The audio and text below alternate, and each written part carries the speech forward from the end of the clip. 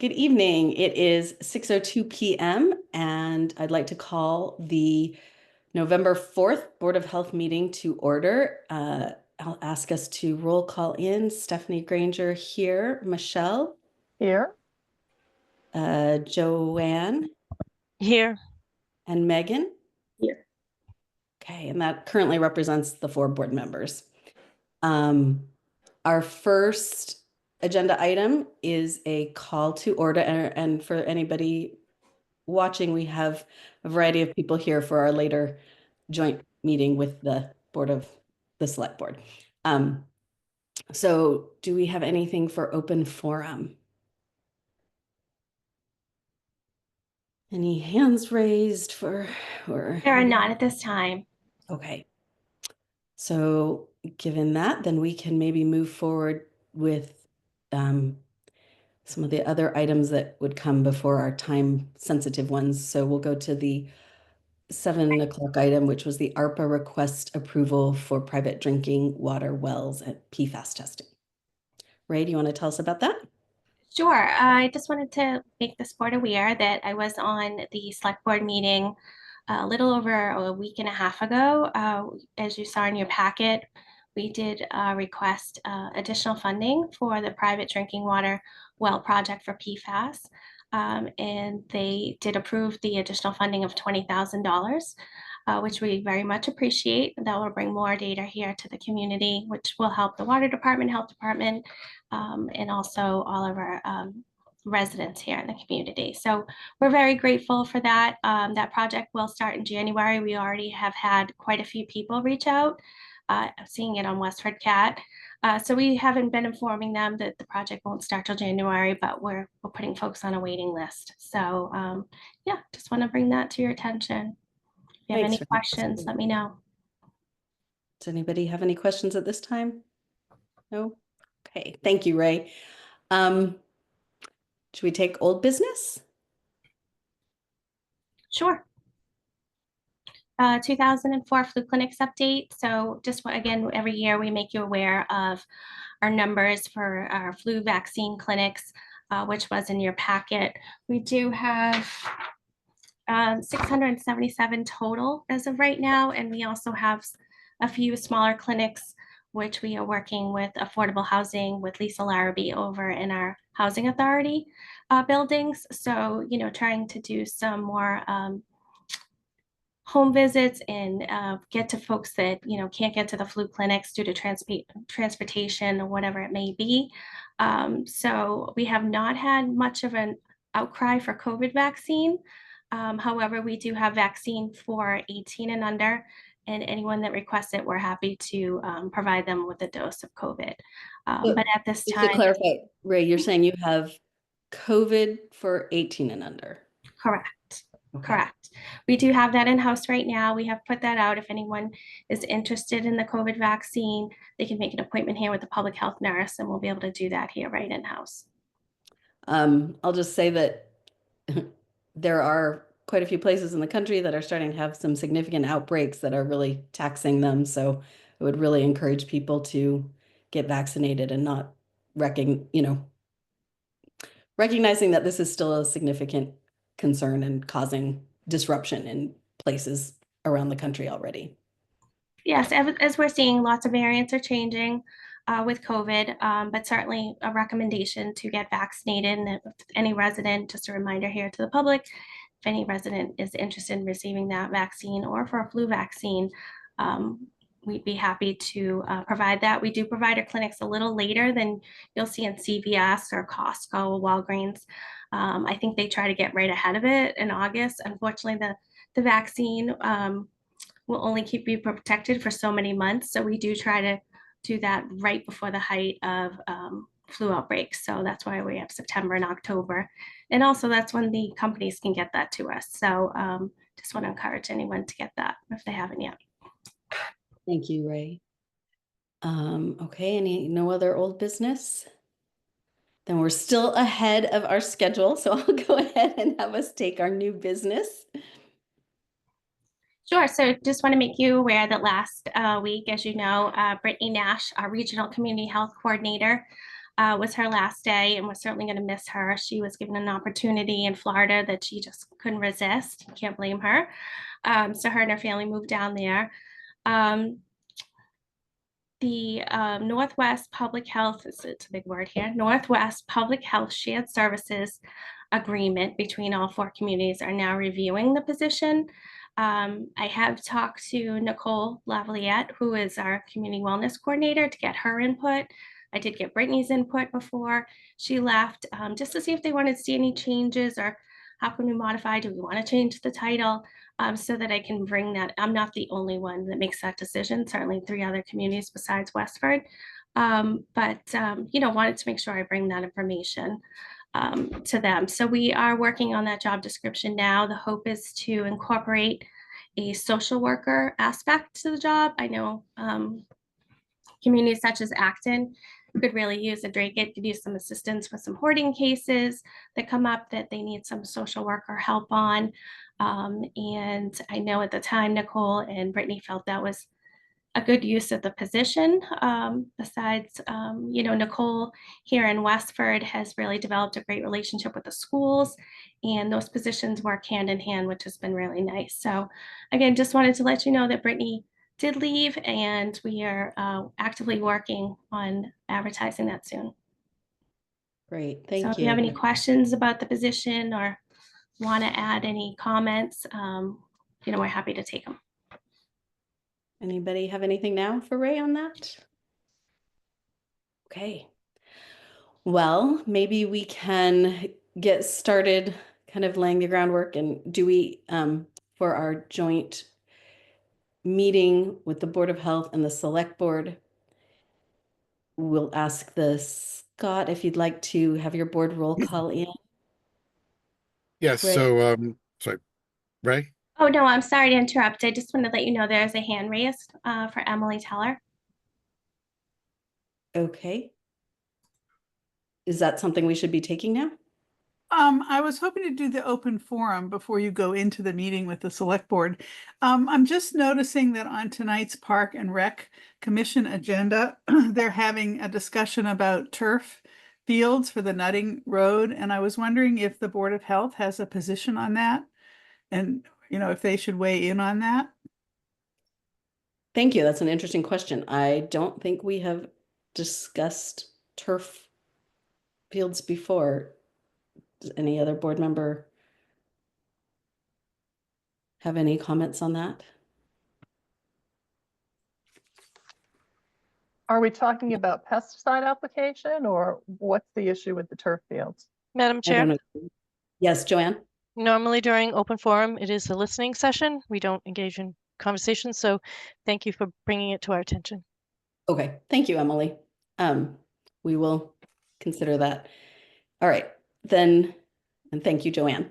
We'll go ahead then, Scott, if you'd like to have your board roll call in. Thank you for being here with us this evening. We also recognize Kristen Lass, our town manager, with us. Yeah, thanks for inviting us. We were able to get a quorum tonight, so joining me is John and Tom. So I'll call us to order because we are remote. I guess let's do a roll call. So Tom, here or present, or Yeah, present. John, Here. and obviously I'm here. Thank you.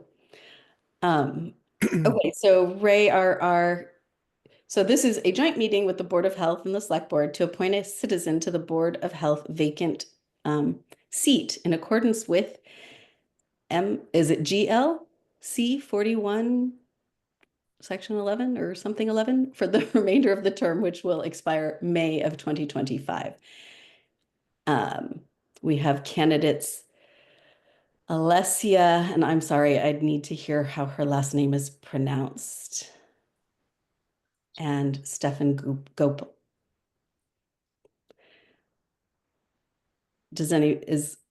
Are they both present? They are. Okay. So what we were planning to do was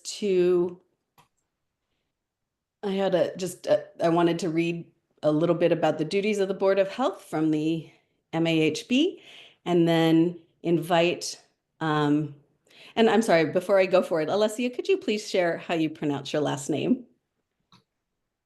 Sure, I'm sorry. I'm just getting my computer all set up here. No It's problem. Alicia Razlowski. The last name's tough too. Say that again. Alicia Razlowski. Oh, it's Alicia. Okay. Yep. Alicia Razlowski. Okay. You almost had it. Sorry. And Stefan Gopal? Gopal. Yep, you got it just right. Okay. Great. Welcome. Thank Okay, you. so and then we had a few questions that board members submitted, which we will which I will ask and allow board members to and select board members as well to ask any follow-up questions on. We want to keep things moving along. Ideally, this is going to end by 6:45. So we would like you to keep your responses to 2 minutes. If you hit that 2-minute mark, then we will ask you to please sum up with a 1-minute closing to your statement. Is that comfortable to everyone? Any questions from any of the board members? Okay. So from the duties of local boards of health in Massachusetts, and this was shared with our candidates, it says local boards of health in Massachusetts are required by state statutes and regulations to perform many important and crucial duties relative to the protection of public health, the control of disease, the promotion of sanitary living conditions, and the protection of the environment from damage and pollution. These requirements reflect the legislature's understanding that many critical health problems are best handled by the involvement of local community officials familiar with local conditions. And so with that, I will invite we said alphabetically. I guess the question is it first name or last name? And it's Alicia, right? I'm sorry. Okay. We'll go last name. I'll invite Stefan Gopal to go first on your statement about why you're interested in joining the board. Awesome. Well, I wanted to say thank you all for inviting me to be here. My name is Stefan Gopal. I'm actually a local physician, board certified in family medicine and lifestyle medicine. I've been practicing here locally since we moved here in 2018 as a primary care physician. I have 2 daughters who are have been brought up through the Westford school system. They're both at Blanchard right now, and I have a wife who works as a research scientist. I myself also have a PhD in biomedical sciences. I'm very passionate about health, medicine, science, and in the environment. The way I sort of summarize up my philosophy of how I address issues and concerns are I take a personalized, evidence-based approach, trying to apply preventative solutions whenever possible. And when I say personalized, I mean personalized to that problem. So knowing the specific details to that might make it unique. My interests include mental health, which I know Sue, who was formerly on the board, was a big advocate of. So I would like to continue with that support. I'm also very interested in vector-borne disease, vaccinations, and the environment. I have worked as a scientist both in academia and industry. I also was an educator as an assistant professor of biology when we lived in Maryland.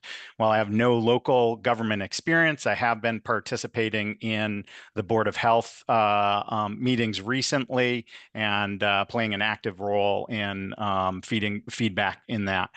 I also had an extensive role in student government when I was in graduate school and working with the medical school at the University of Connecticut, and I'm a lifelong learner. I would be very excited to contribute to the town through a role on the Board of Health, and my current new practice, which is part-time, allows me the flexibility in schedule to do so. And what's really exciting about that is it's allowing me the ability to give back to the community and community service. Recently, I even have opened a free local chapter of an international nonprofit that helps promote lifestyle interventions, including physical activity and positive social engagement. And that's it right there, Stephanie. I got it. So right on mark. Thank you. And I will take questions either now or does We'll Alexia go go first? forward, I think. Yeah, we'll have Alicia go next. Alicia, sorry, Alicia. Okay, then No go ahead. worries, I'm used to it. So I'll just go. Okay, that was very good. Thank you, Stephen, and thank you all for being here. Thank you for spending Monday night here with us and the select board as well. My name is Alicia Razlowski. I am a physical education and health teacher in the public school system, and I have been for the last 10 years. I have an undergraduate degree in kinesiology and exercise physiology, as well as health and physical education, and I'm certified K-12 in health and PE. And I also have a graduate degree in kinesiology and coaching. So there's a lot of passion in terms of health and wellness, especially for youth. What I'm looking to do to join this board is to give a new perspective. I feel like my perspective would be unique and a little bit different than what the board has seen in the last maybe 10, 15 years. And I think in terms of a successful board, there's a lot of benefit to having varying points of view and varying perspectives. I also am passionate about mental health and physical health as well. I deal with students every day from 7 a.m. to 2:30 p.m. I'm dealing with anywhere between 150 and 250 students a day. So I'm seeing what the kids are going through. I'm feeling what I'm going through on a daily basis. So I think kind of from that youth perspective as well into that young adult, but also living with elderly parents, there's something to be said about, preserving elderly health as well. So obviously making sure that we have community initiatives that encourage people to be physically active, stay healthy. Obviously avoiding diseases and illnesses really start from how you take care of yourself. But also protecting the environment. I love being in nature. I love taking my students outside. I love being outside. So anything that has to do with that, very passionate about that. But I've been living in Westford for the last 25 years. So I'd really like to give back to the community that I've been in. And recently I've been more involved in town politics, and it's encouraging to see people come up and be interested in these positions. And so I'm hoping that even after running a campaign 2 years ago that didn't result in me getting the position, I was very close to getting on there, but it was a cool experience. So thank you guys. And that's kind of why I'm wanting to be on this board. Thank you both very much. And it is refreshing to have two candidates. We sometimes feel like we are out searching for them. So we definitely appreciate that. Okay, we'll go forward now with the questions that have been presented. The first may touch on some of what you already shared, but it is why, and we'll start with Alicia on this one. Why are you interested in the seat, and why do you feel you would be the best fit? So again, you don't have to take a full 2 minutes on that because much of what you both have already said is related to that. I'll be sweet and simple. I do think the value comes with my varied opinions and my varied outset on a lot of different topics. And I think that the discord and the conversations could be actually very beneficial if you have someone on the board that has a varying opinion, a varying background. I think that it could bring a perspective that might not be seen otherwise if you were to go forward with another candidate. So essentially my young and youthful and unique perspective is what I bring to the board. And anything that anything I don't understand or anything that I'm not privy to, I will learn. As a teacher, I love learning, but I'm also very receptive to other people's opinions. And I just love discussion, and I love that type of thing. So that's what I would bring to the board. Thank you. Stefan? Can you repeat the question for me, please? Sure. Why are you interested in the seat, and why do you feel that you would be the best fit? So I do think I covered some of this in my statement, but I really am at a point in my life where I feel I have the capability and desire to give back to my local community that I have enjoyed being a part of. I think my expertise and approach would fit very well with the board. I too am a lifelong learner, and I think I have expertise in many of the topics that we'll deal with. I was right there at the cutting edge when we were talking about PFAS, and I'm always right up to date with vector-borne illness and zoonotics kind of stuff and treatment and taking the evidence approach to it. But as a lifelong learner,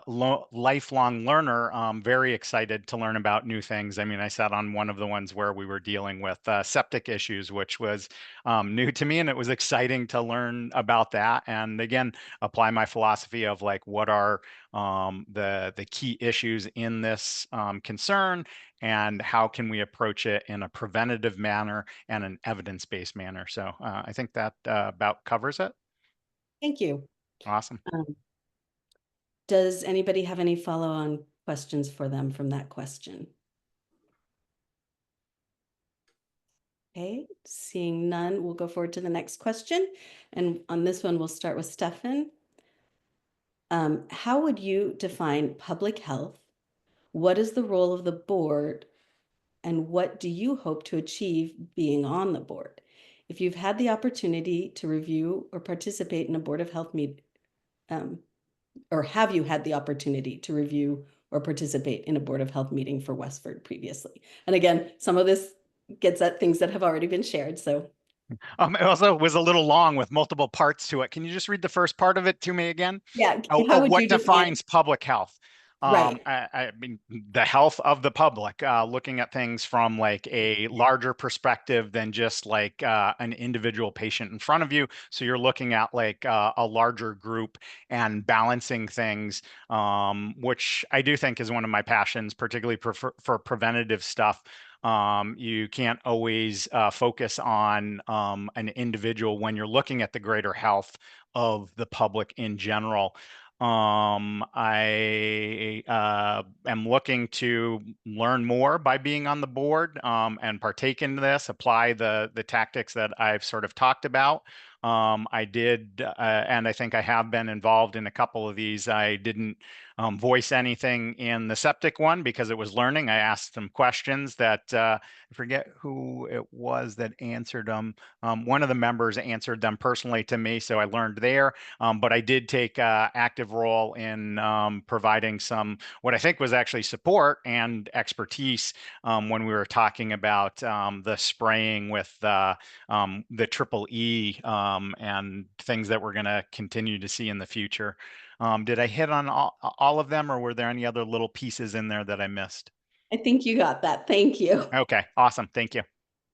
All right. And Alessia, do you want me to repeat it?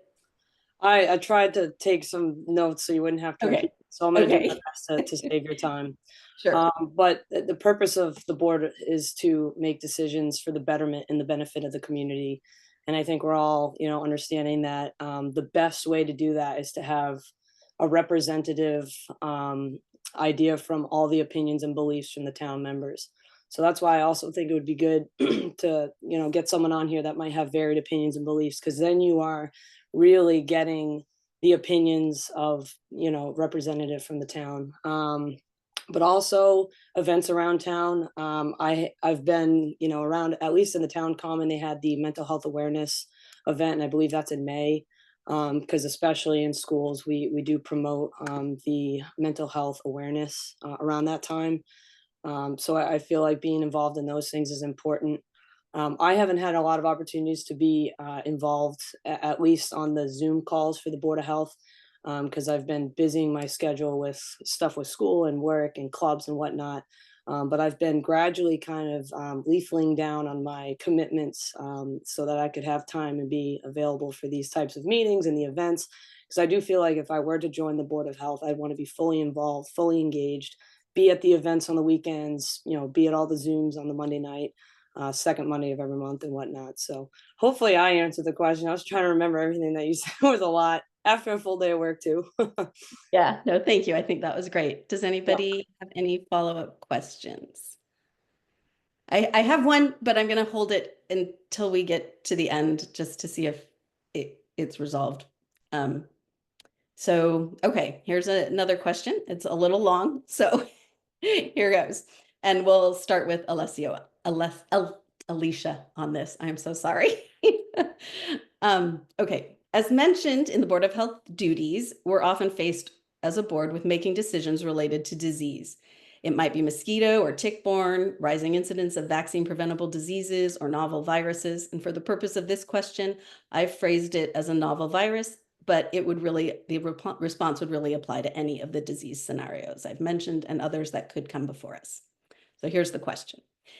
If you were faced with a novel virus hitting the community, state, and country, how would you seek information upon which to base your decisions regarding the response the board and department should take? Please also let me know your background related to biostatistics and experience reading and evaluating medical and scientific research. So that was a lot. Yeah, I can clarify or repeat if you need something. No, that's okay. I think I got the general gist. So part of my job as a physical educator is constantly making changes to improve the output of students, you know, and that's part of that is gathering data. For part of my master's degree, I formed a research study in which I collected data myself and I analyzed that data. That included reading research studies that had to do with the specific topic that I chose. So if we were faced with another virus or whatnot, there would have to be research done, medical institutions, doctors, you know, reputable sources, to kind of compare, I guess, ideas and compare what everybody else is doing. But it's important not to really kind of just go along with what everybody else is doing, because every you know, town is different, every group of people is different. The needs might vary from town to town or state to state, or you know, I guess East Coast, West Coast, South Coast, you know, all that stuff. But essentially what I would do is I would obviously want to gain the opinions of reputable doctors and people who are very knowledgeable in that area, because I am not very knowledgeable in that area, and I would not pretend to know everything there is about a specific virus or specific disease. And I'd want to pull from many different sources. I wouldn't want to just be, tagged to one source and say this is the end all be all. I'd want to kind of expand where I'm getting my information, how I'm getting it. And I do think face-to-face communication as well, or if there was a virus, Zoom communication, just kind of the communication and the conversations with other people would be beneficial. I hope I answered all the points in that. You answered very well. Thank you, Alessia. Thank you. Alicia, I am so sorry. It's all right.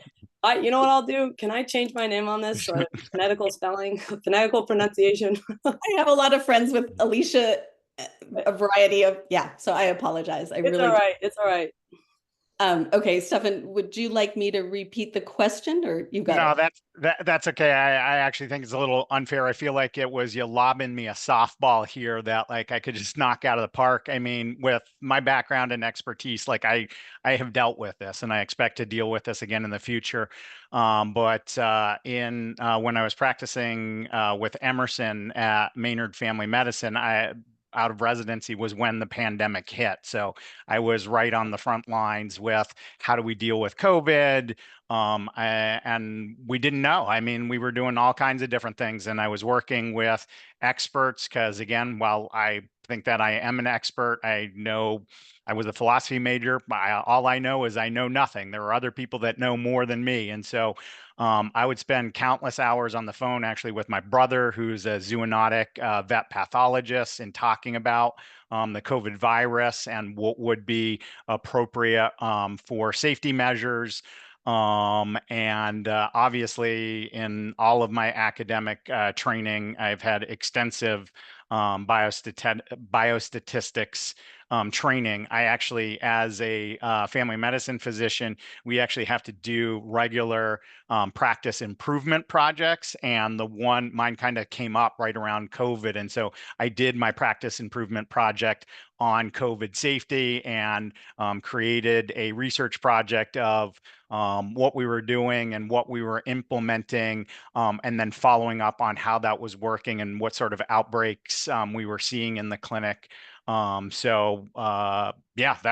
I would apply those same things. And I think, unfortunately, we are going to deal with those. I think with climate change and the way mosquitoes are pushing up, it actually kind of terrifies me, like that we'll be dealing with things like Zika and malaria and all these kind of things. And then we're going to have other ones that are popping out of left field, because that's the other thing. Like, I mean, I know what I know. I know there's a lot that I don't know, but it's that scary, what we don't know kind of thing.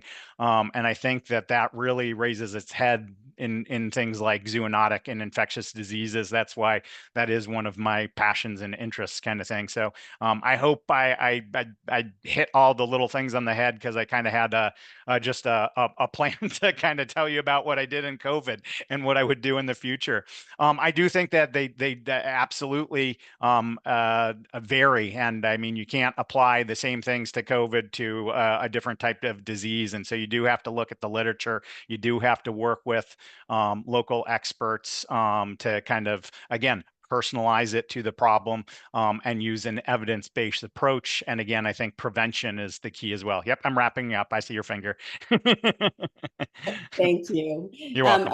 Are there any follow-up questions to that? Okay, seeing none. Oh, Joanne.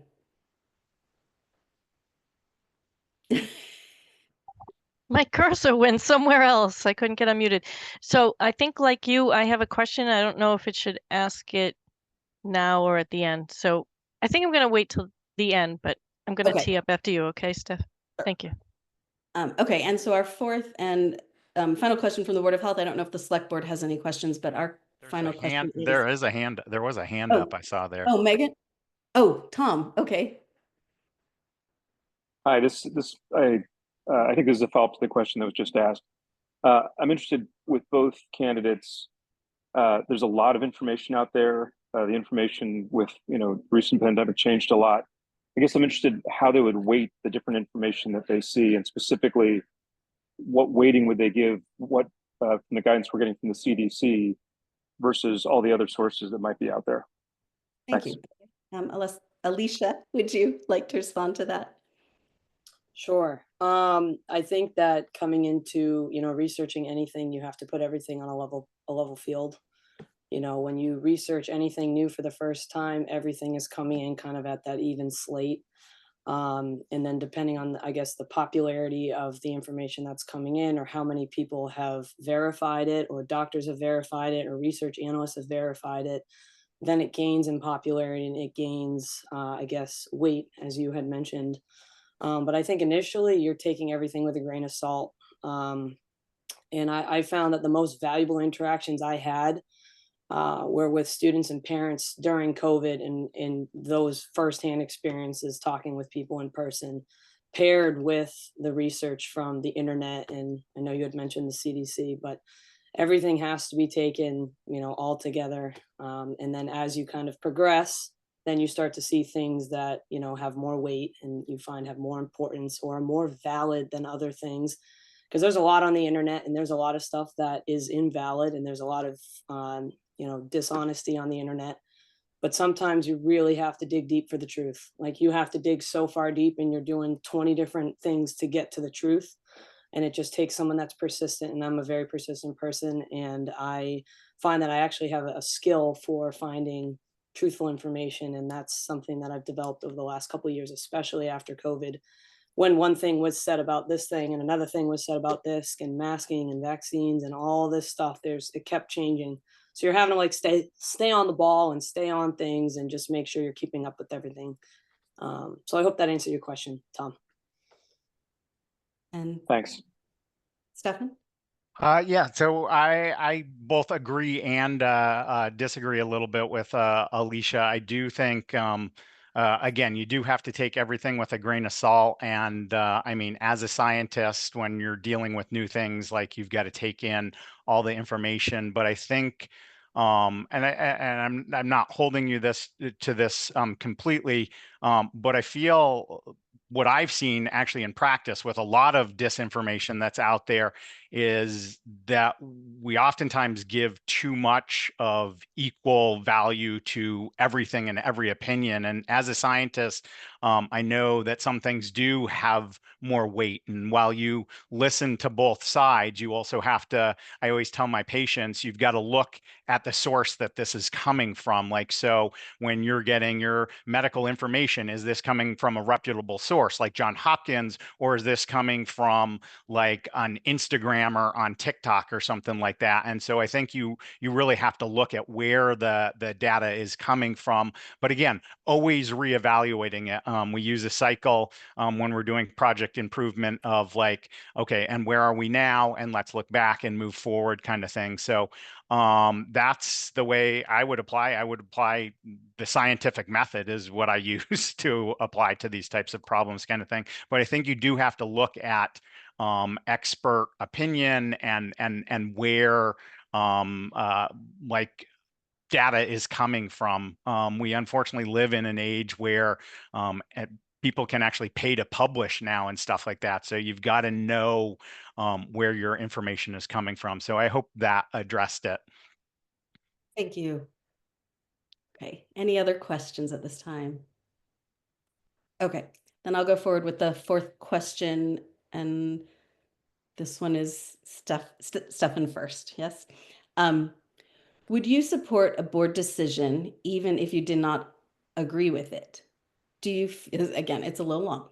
Do you feel that you can put your personal beliefs aside when it comes to making decisions that will impact the whole community and make decisions that are in the best interest of the greater good in terms of both public health and environmental impact? Are you able to respect and consider scientific evidence and recommendations of federal and state agencies? And do you have any experience dealing with regulatory agencies and enforcing compliance and regulations? Yeah, there's a lot in there. There's a lot in, yeah. I think it's a no, like an obvious one. My respect for science is obvious. I have, and my respect for individuals, I think is a core value. It's one, I hate to default to anecdotal stories sometimes, but like when I'm working with my patients, I take a role where I feel like I'm an educator and I bring information for them, but I help them come up with the plan that they want in their health care, and then I respect those decisions. So again, I've had patients that we've talked extensively about vaccinations, and I feel passionately one way, but they can make their own decisions, and then I respect them with their decisions and always tell them that I am here for any kind of questions.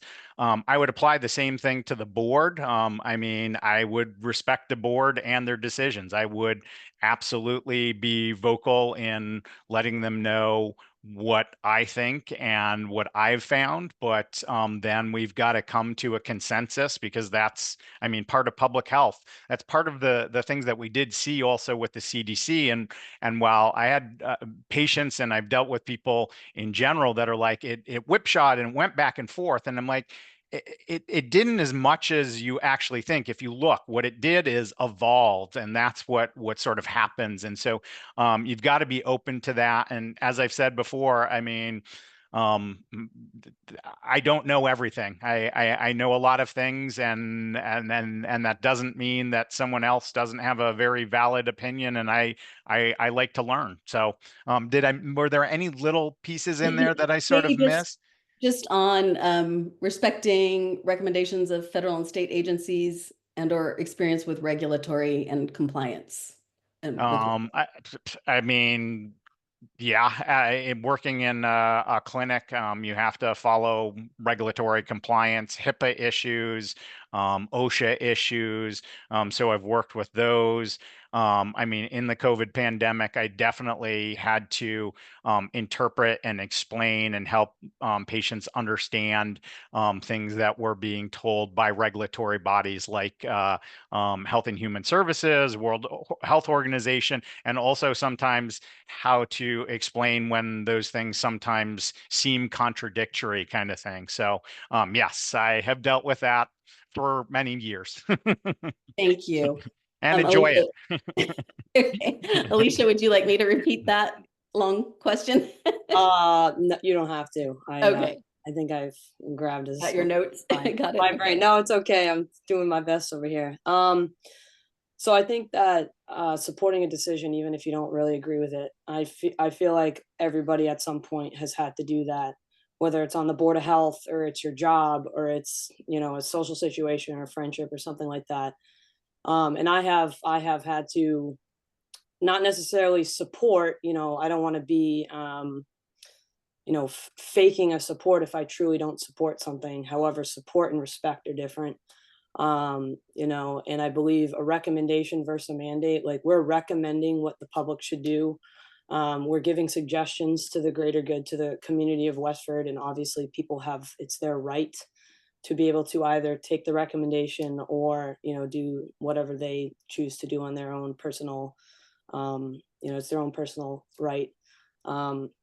However, the bottom line is health and wellness starts with, what people decide to do on their own. And then we're giving recommendations for kind of the larger things. I know we talked about, the spraying for triple E, our vaccine clinics and all that. But at the end of the day, it's like people are going to do what they want to do for their own personal health.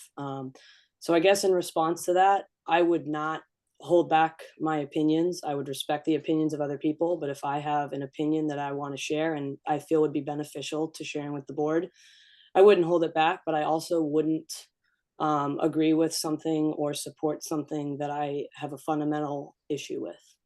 Including federal and state agency recommendations? If it, so if it's something, so I guess that then becomes like a moral or ethical issue. So if it's something that, does not align morally or ethically, and I think we can kind of all say there's good and there's evil, right? So I'm kind of in line where if it's not something that's good for the greater good and I see there's some issue with it, then it would be hard to fully support it. Whereas you can take the recommendation from federal and state, agencies and legislations and whatnot. But there's probably, a lot of things that are going on behind the scenes at the state level that, people might not even know because they're not privy to it.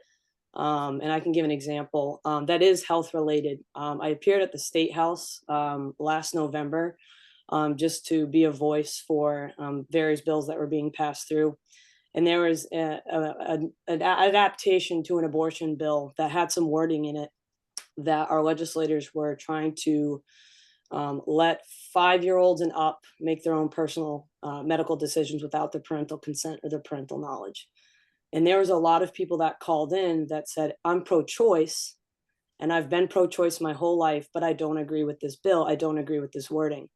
So I think it's important for us to pay attention to the details. And if something doesn't sit right with us, to speak up.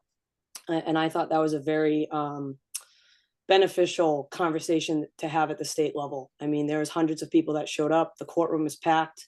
We had our representatives that were, engaging in conversation. So that's the best example I can give. So when you're in response to your question, it would be hard if there's a moral or, ethical issue that you really can't agree with and support. But at the end of the day, we want to do what's best for the public and we want to let the public know the truth. And I think that's our right as a board to let them know what is going on and how they should best deal with it. Okay.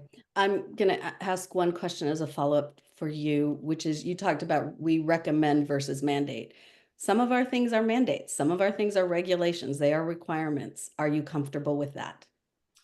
I mean, I don't know if comfort is the right word, but it's like if something is mandated and you have to do it or you're going to lose your job or you're going to, get, ostracized or something, I guess that would be, something that you would have to, that would be something I'd have to weigh with. Because quite a few of the things we do or we put in place more than a recommendation. This is the thing that businesses and sometimes citizens are required to follow. And if it truly is in the best interest of the people and it's for their, for the betterment of their health and their well-being, then that would be something that I would accept. Okay, thank you. All right, so that is the end of our questions. Scott, did your board have any questions? We'll get, come. I do have a follow-up for Alicia. Okay, just a moment. Let me just see if, I have a couple that are they're more pointed. So that I don't know, okay, John, so maybe Thomas, we you've take got our anything? questions. Should we take the other questions now and then come back to you? Yeah, that's fine. Okay. All right. So Michelle and then Joanne had mentioned a question. Okay. So this is for Alicia. In November of 2021, you participated in a Westford anti-mask, anti-vax protest on the Common, and you were featured in the Lowell Sun holding a sign saying, "Don't be a sheep, don't take the vaccine, don't wear a mask." And also in the interview stated that if you didn't get the vaccine by December of that year, you might lose your job as an educator. So can you help us understand why you would not want to do everything in your power to keep your students healthy and send them home healthy to their grandparents and protect the larger community health? Alicia, oh my gosh. That's I all right. really apologize. That's all right. No, Michelle, thank you for your question. So there's a couple parts to that. I did attend that standout, and that was more on the lines of my frustration with firsthand seeing how students were struggling in the public schools having to wear masks, especially participating in physical education. It being phys ed was a participation based class, and we were in school hybrid, so we had kids coming half the week, then they were remote half the week, but I still saw students Monday through Friday, and I had to wear the mask, and I was doing all these exercises, and I had students passing out. I had students, that were unwell because they had to wear the mask during phys ed. And there was ways that we could have combated that, and we could have been outside, we could have removed our masks and been in the fresh air. And now that we know that masks didn't necessarily stop the transmission of any virus or whatnot, it stops the physical particles if someone were to sneeze. But we found out that things kept changing, and at the end of the day, it's like, yeah, I was willing to risk my job to say, because it was for the kids. It wasn't necessarily for me. Like, I wore my mask, I came to work, I did my job.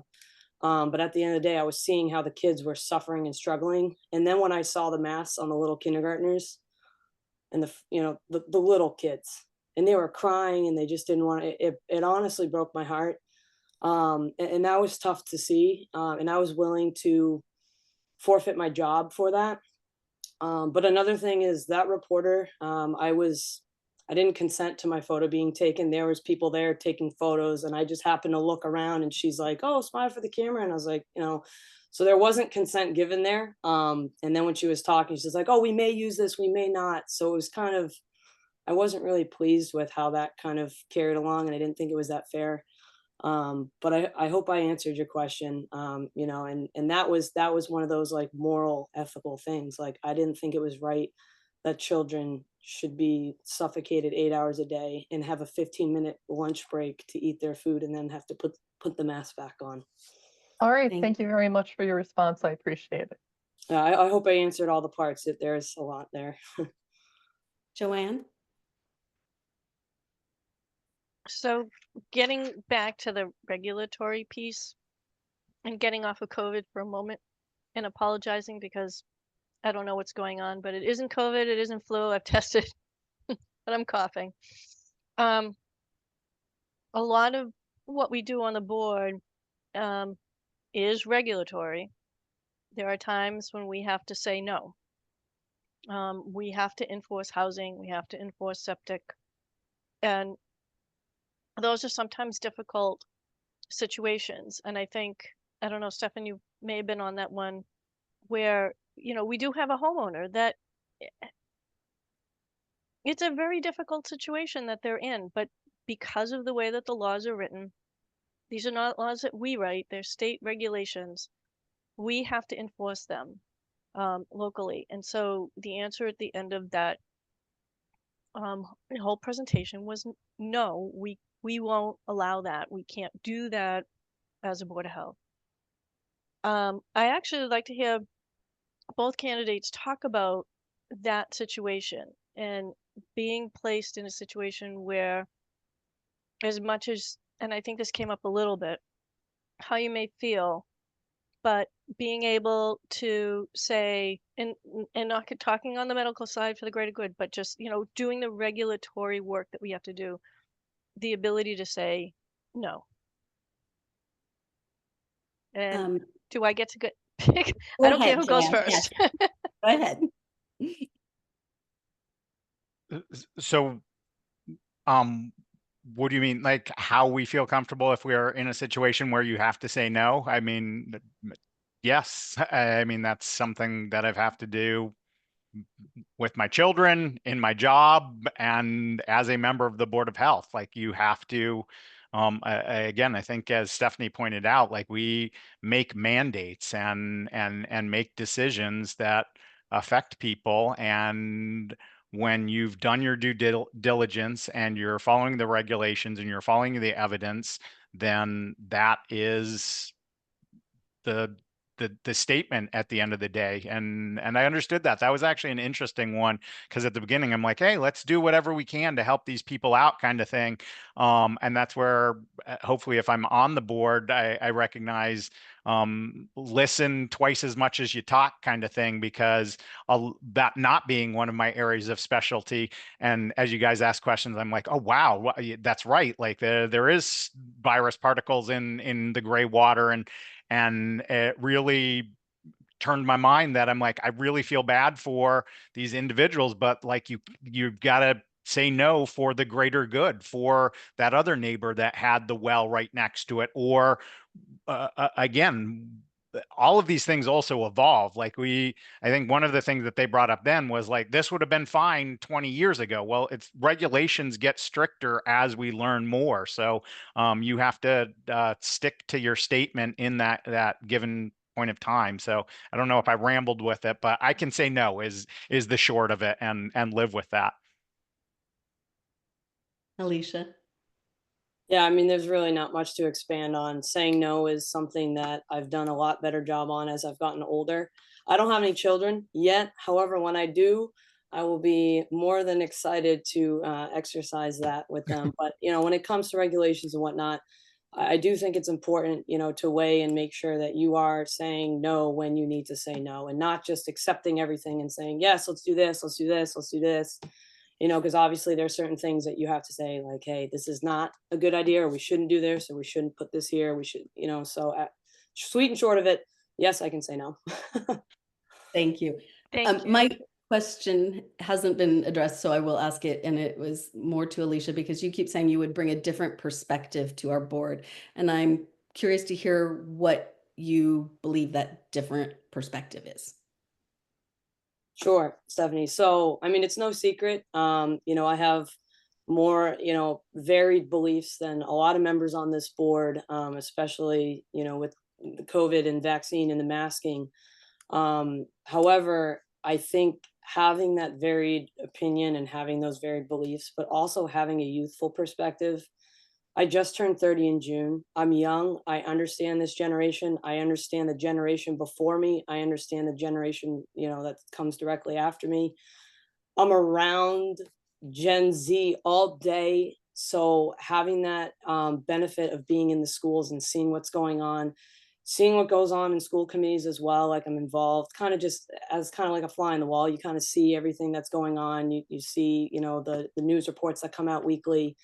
But I believe that the differences that we just discussed with the question, I believe, that Michelle asked, it is good to see someone that has a conflicting, belief, because then that allows people to engage in more conversation and more, it broadens the scope of conversation is what I'm saying, instead of having unanimous votes all the time. I notice every time I go to town meeting, there's always unanimous votes here, unanimous votes there, on a lot of things.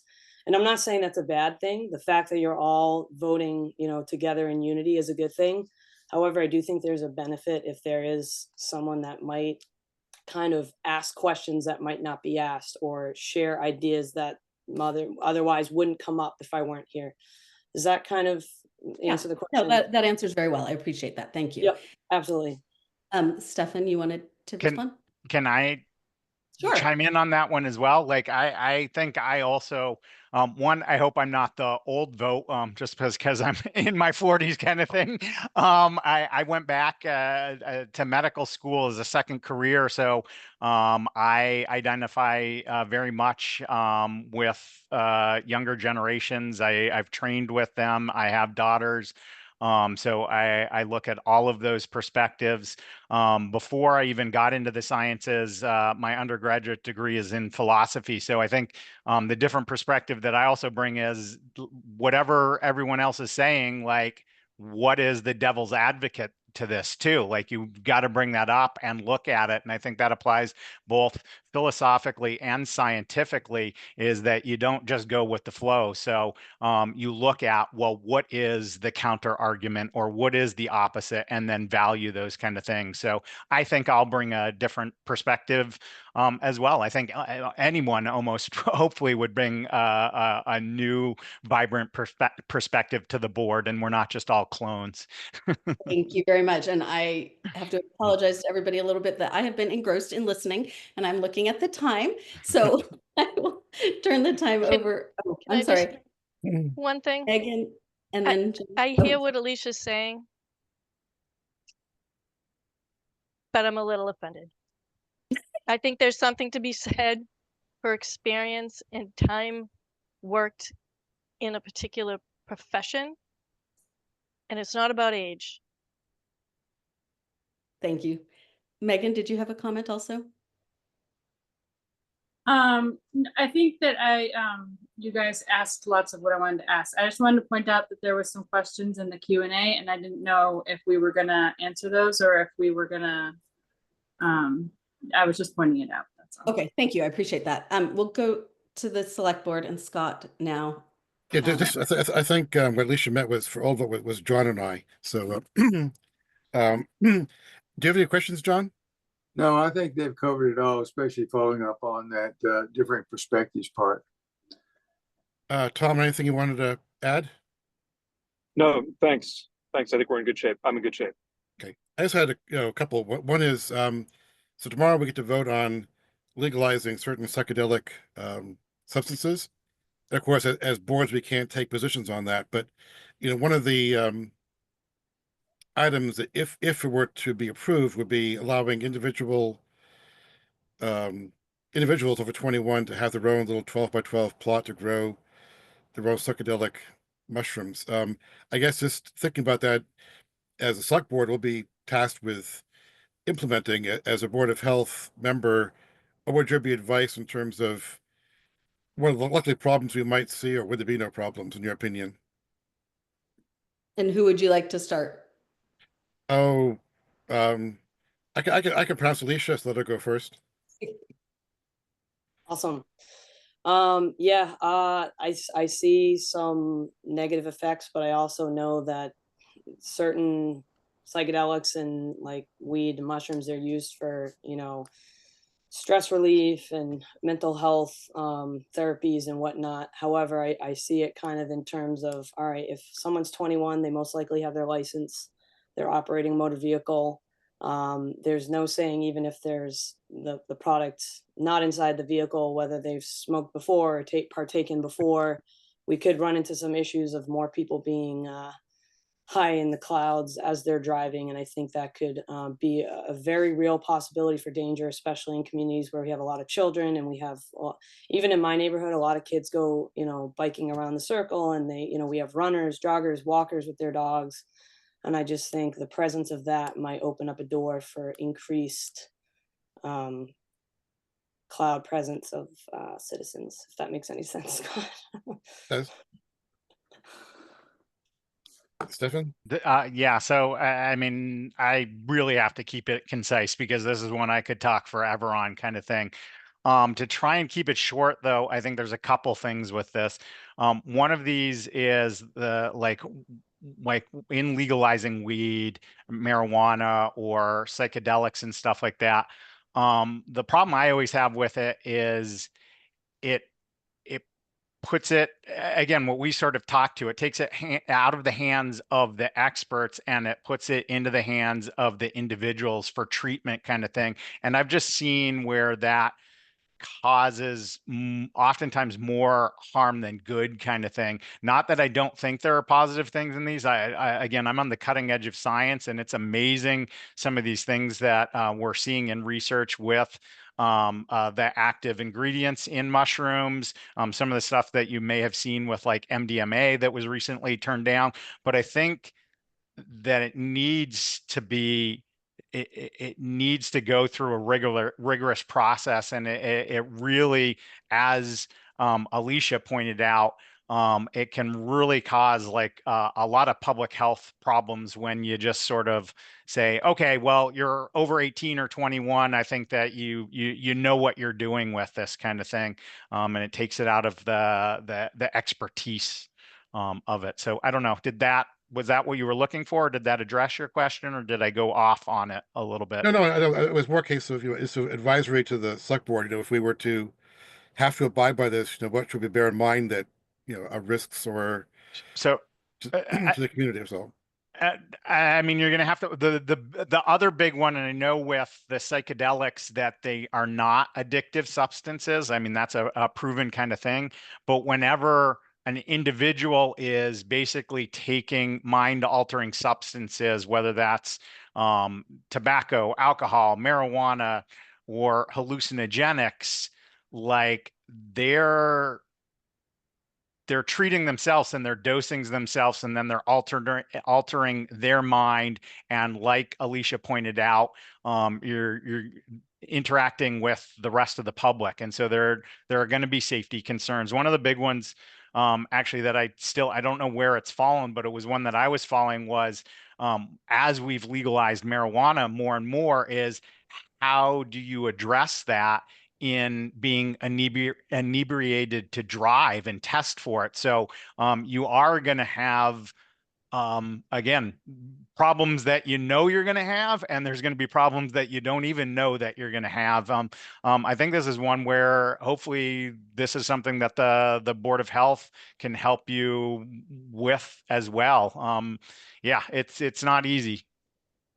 and the second question, which I'll Yeah. let Stephen go first, is so the other thing one of the other things from the Board of Selectmen or Select Board that deals with public health is PFAS. As Ray mentioned earlier, Yeah. we've approved more funding to test private wells. And so from a public water standpoint, the water department takes care of all of that, for us, and there's the state regulations and so forth that we work under. I guess we have a large number of residents with private wells. So how do we, I guess, make them feel confident that we're going to have safe drinking water for them too? Yeah, I think oh, sorry, was this to me No, first? I'm saying I'm one of them. So I mean, I actually I was at the forefront of this, recognizing this forever chemicals, worries about our private well, what the town was going to do about it. And it happened in sort of a timely manner, because not too long after I was looking into that is when the town started to come out and point out that they were finding it around the high school and in one of their public water supplies. And I'm like, what are we supposed to do about it?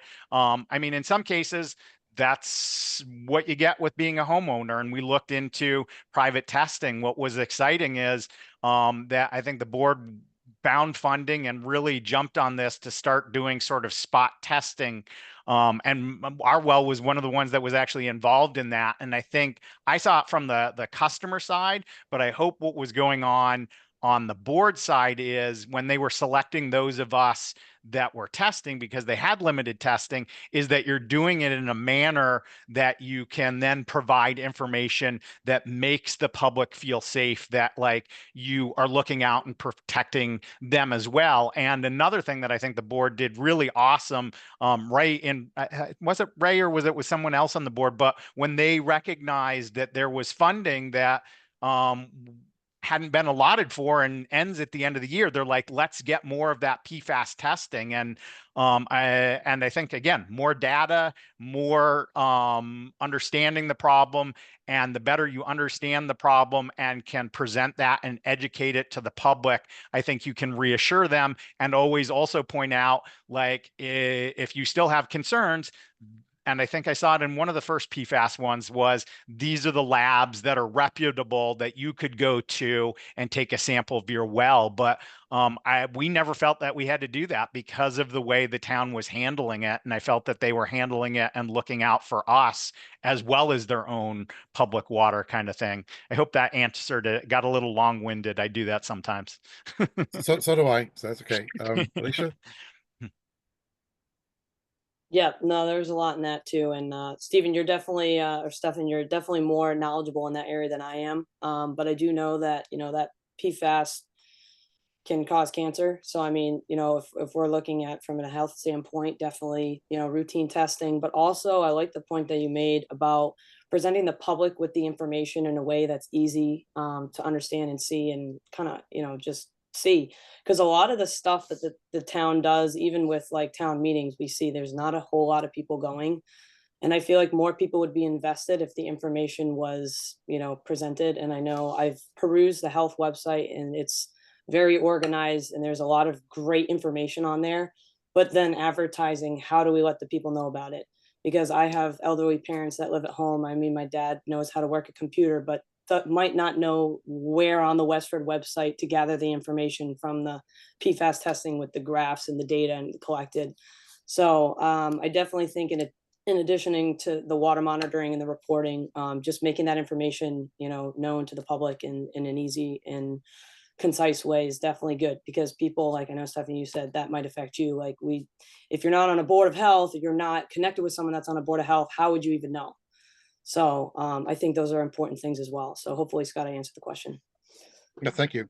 And I think that's it for the board, Stephanie, if you want to. Okay. So here's a question between, I don't know, you, me, someone can advise me. We have a few questions. I don't know if we should address them and if we need to let people speak, or do we not need to? It's late. That's my reason for asking. I mean, it's your meeting. You can do it if you want. My bias is to hear from the public when in doubt, listen to the public. So that's okay. All right. So,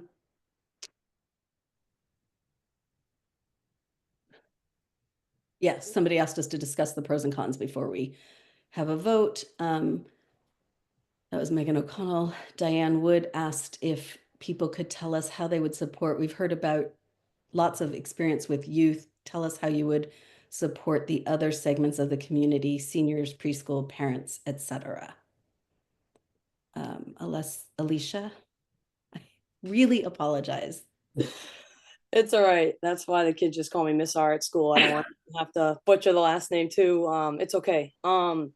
So in response to Diane's questions, I think an integration of all the parts of the community is important. You know, combining seniors with younger children, with teens, with parents, so that connectivity portion.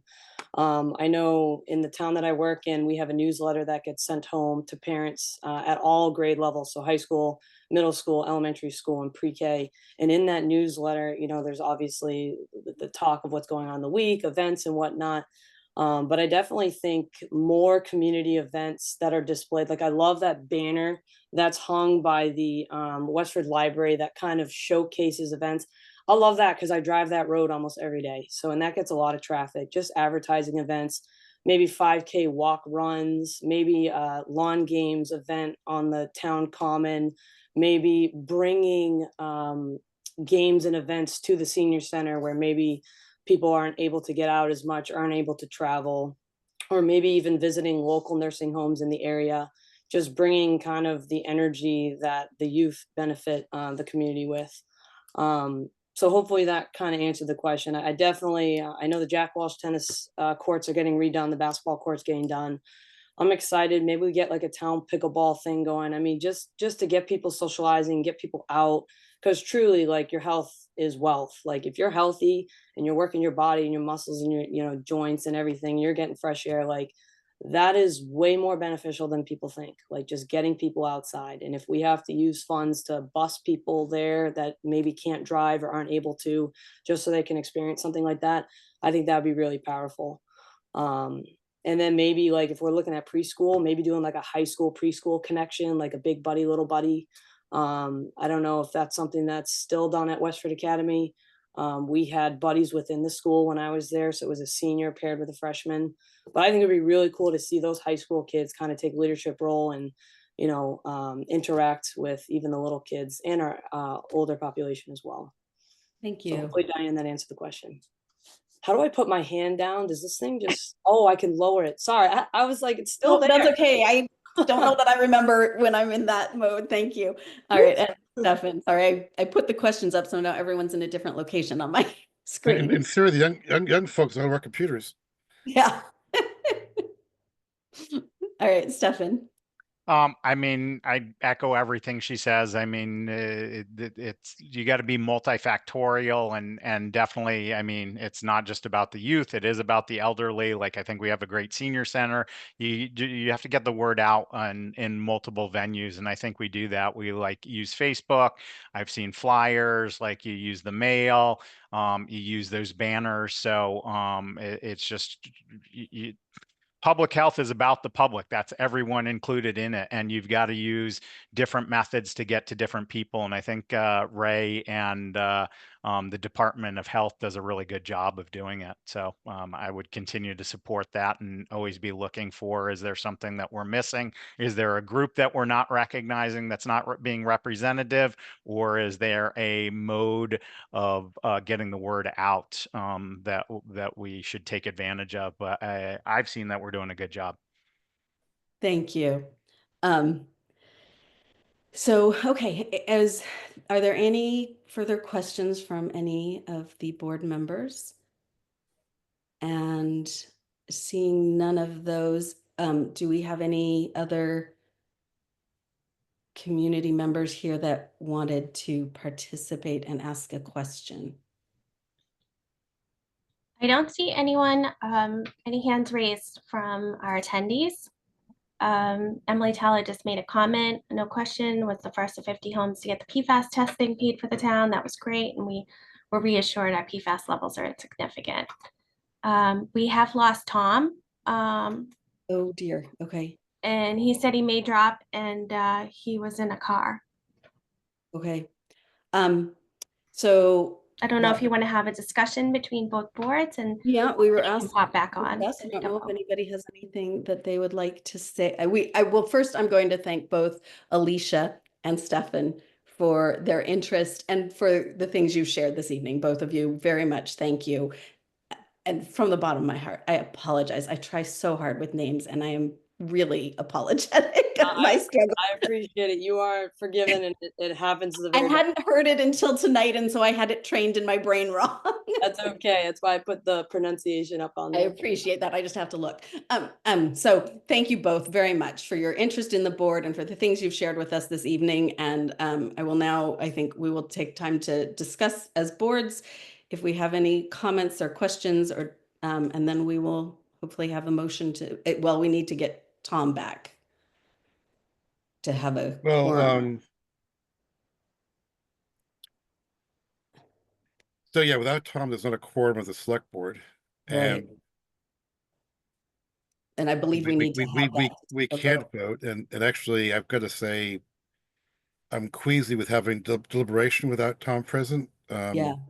I'm not sure it's illegal, but I think it would be inappropriate. So I don't want to drag people back again of the meeting. I really don't want to, but unless we can get Tom back next 5 minutes or so, I don't really see a path forward that is consistent with open meeting.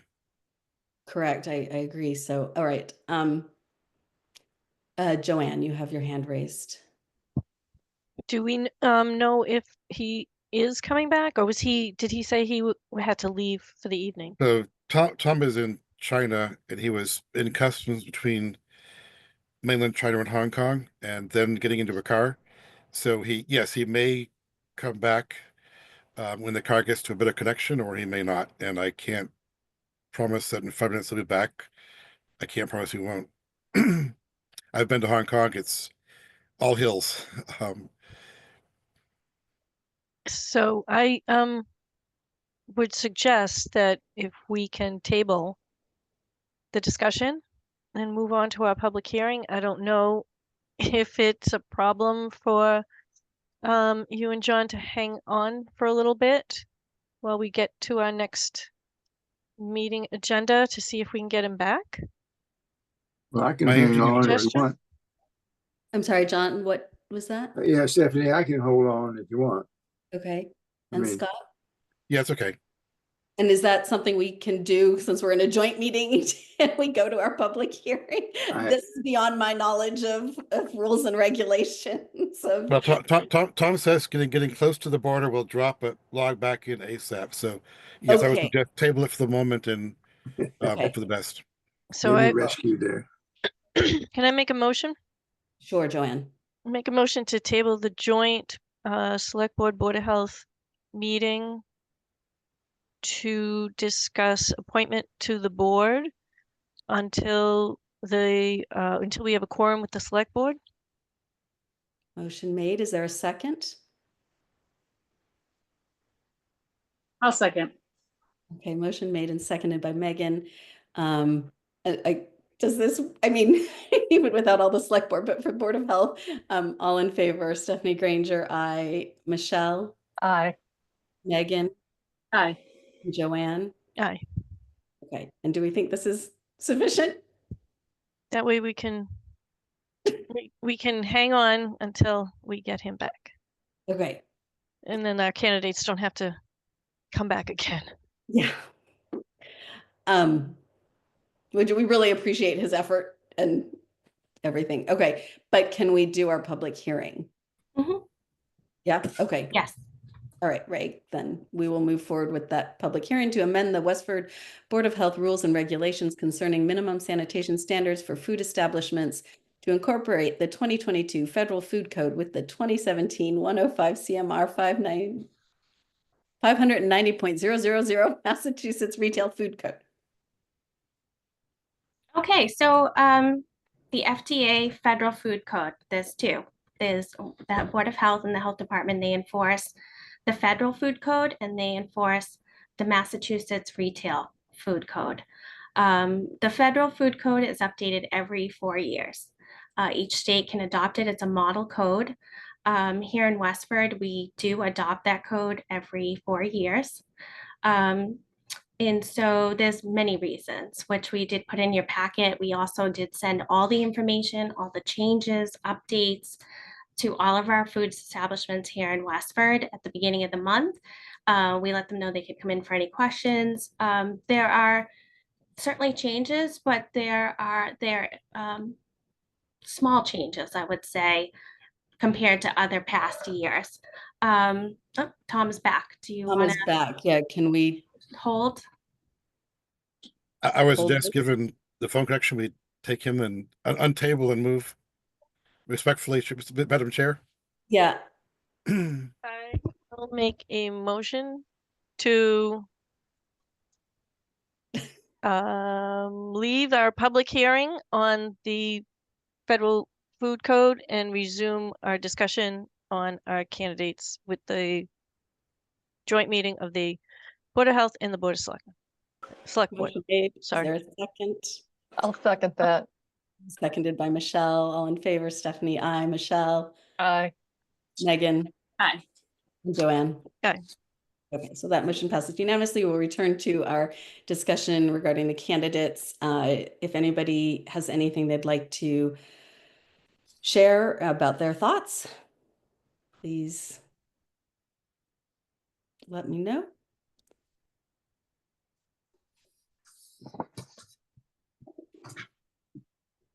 I will say that I am truly pleasantly surprised by both, of the candidates that I think are presenting. Personally, my inclination is towards Stefan Gopal. I feel that his background would be an excellent asset to the Board of Health. Both the PhD as well as the DO degree that he have and his experience clinically bring a lot of expertise, focus on his interest in lifestyle and incorporating mental health with physical health, to me, are very important, particularly with the loss of our recent board member. And so that is my personal inclination.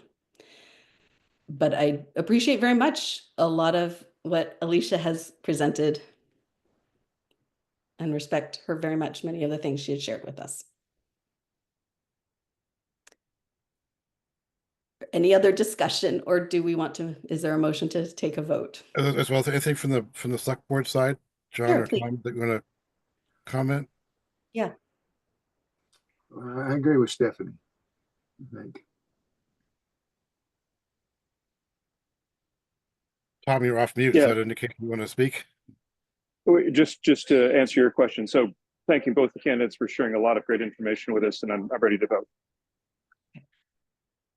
Yeah, I mean, I feel tonight, so like we felt back when we had the Robinson School Committee, with the select board, when you get more quality candidates than you can appoint, it's a mixed blessing because you're glad to see residents come forward and appreciate our wealth of local talent, and you've also got to make a decision that somebody can't have what they want, which is also no fun. But I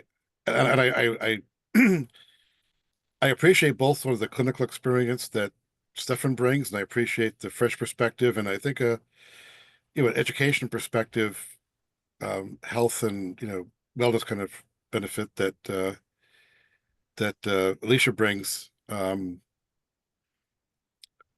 I just kind of feel I do feel a little bit like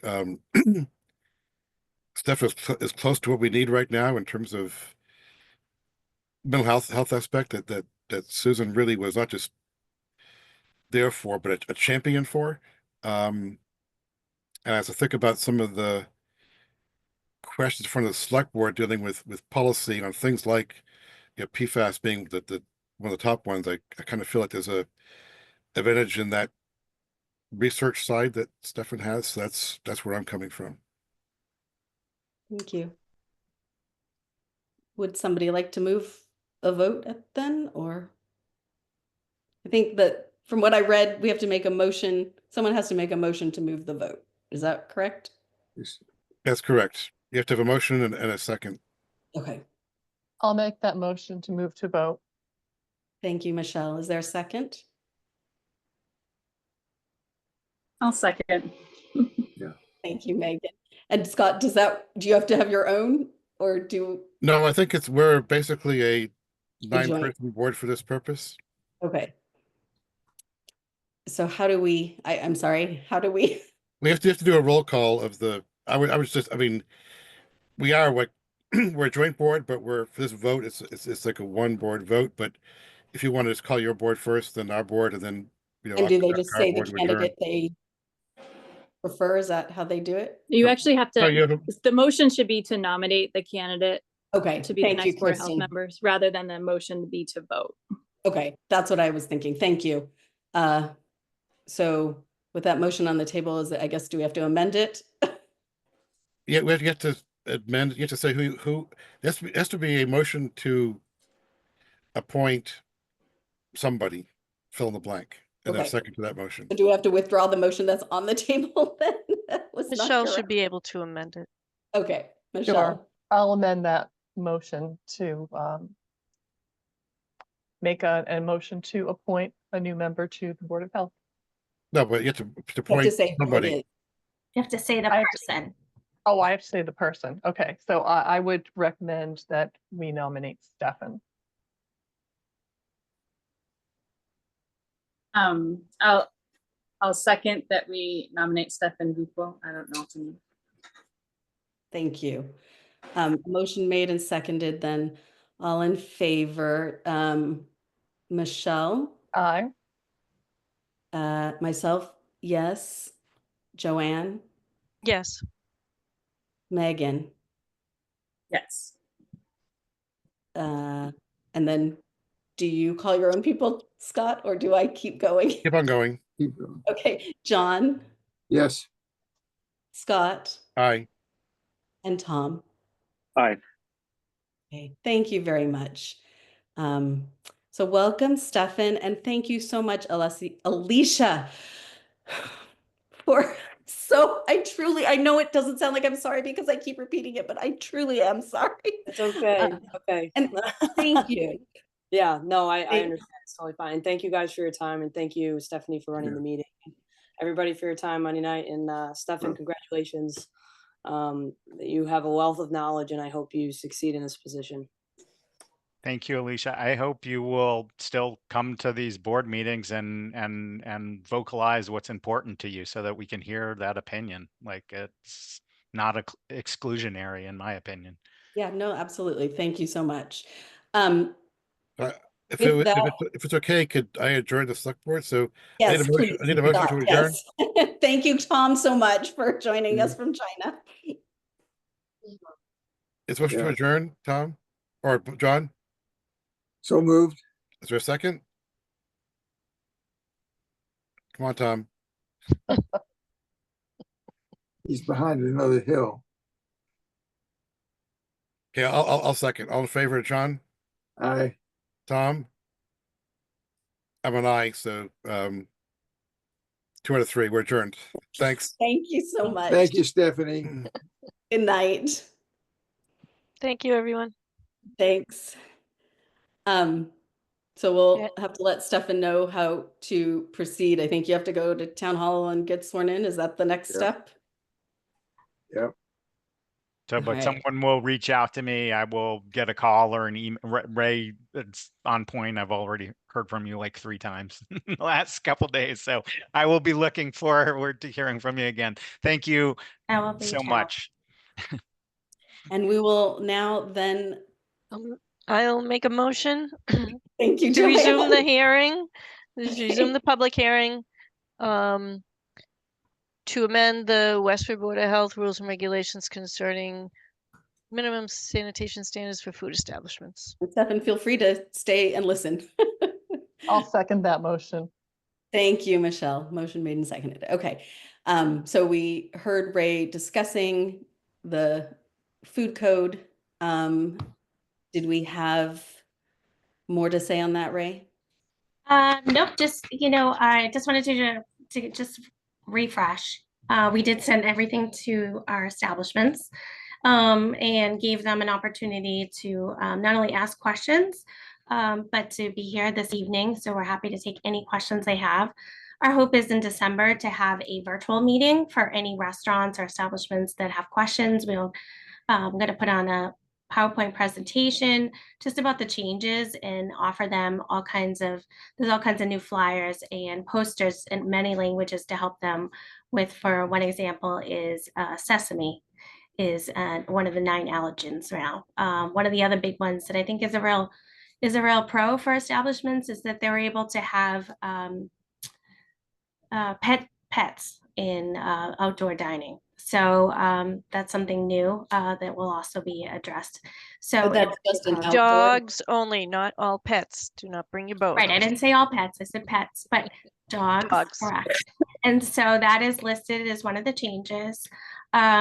So yeah, just wanted to bring that to your attention. The public hearing was also in your packet, the notice. And if you have any questions or the public does, we're happy to answer those this evening. But we, as you know, we do have the language from our town council, and you can see the proposed language changes for our local food regulation to adopt the 2022 Federal Food Code.